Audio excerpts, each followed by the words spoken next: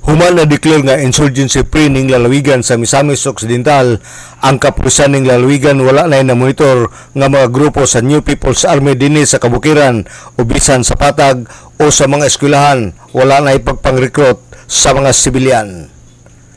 Ang ila na lang sa kapulisan mao ang pag-maintain sa pagka-insurgency free ning lalawigan. Hinoon giangkon ni Police Major Mark Green Lagura, ang officer in charge sa Sikan Mobile Force Company nga nakabase sa Integrated Bus and Jeepney Terminal sa Agora, nga lisod ang pag-maintain nga insurgency free o very challenging.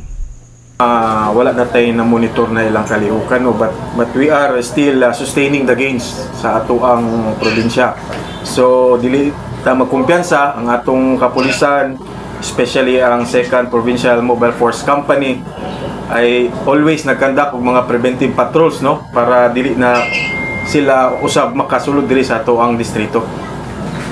Very challenging, no, nahinaotang with the support of the community, kay kinahanglan yun na mo ang suporta sa mga atong komunidad na in case nga naa sila yung monitor ng mga activities is mag-report sila sa tuwa.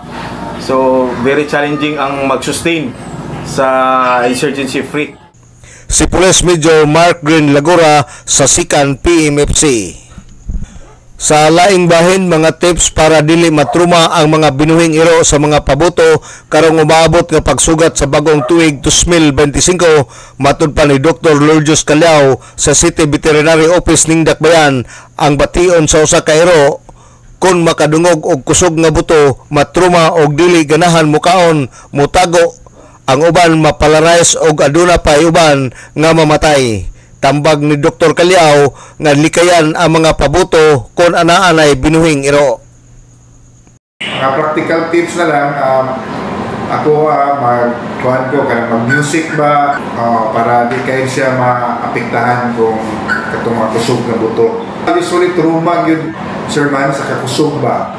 So muna ang experience ginako mga cases ng mga emergency ang uban maglisod o ginawa, ang uban murag na coma, uban na paralyze. Dayon worst good sir man yung cases nga mamatay ang iro.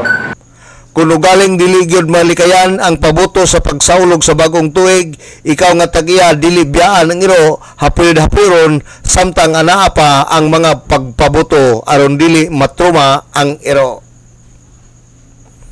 Alang sa DXDD Radio Kampana, ang radyo sa simbahan, WD45 Dudong Barkamento, Danaag sa Dakbayan.